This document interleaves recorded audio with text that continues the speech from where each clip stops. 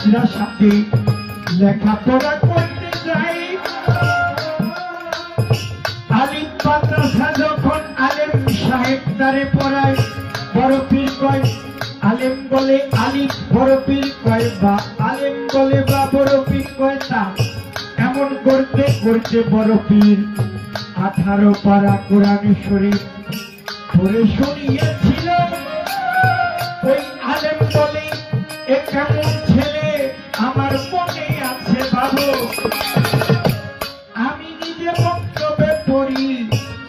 আলেম মানুষ আমাকে তাই কয় 18 পারা কোরআন মুখস্থ, আমারও হয় নাই পড়ি সে বিষয়। এ কেমন মায়ের সন্তান 18 পারা কোরআন মুখস্থ করে, সেই মায়ের দেখতে যাব আমি তোমার সাথে।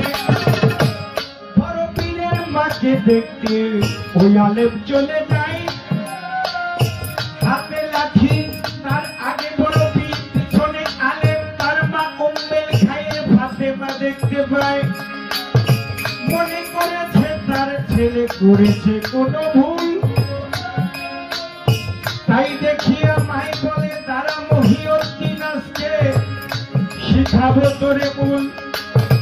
তাই দেখিয়া বড় পীর দৌড়াইতে দৌড়াইতে পুরনো এক খ্রিস্টানের কবর গিয়েছিল সেখানে।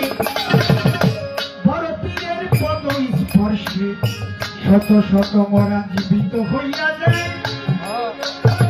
বড় পীরের পক্ষ নিয়া তারা লাঠি সোটা নিয়া দাঁড়ায়।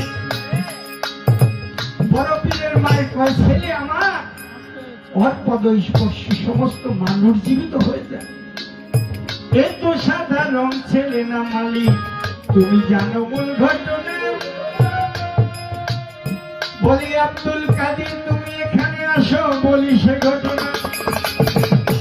বড় পীর সেই জায়গাতে সবাইকে বলেছিল ভাই তোমরা চলে যাও, এইটা আমাদের মা ছেলের ব্যাপার, তোমাদের এখানে কোনো দরকার নাই। সামনে গিয়েছিল একটা লোক, কবরে যান নাই। ওই একটা লোক কয় যে বড় পীর একবার মেরে দেখছি কত শাস্তি,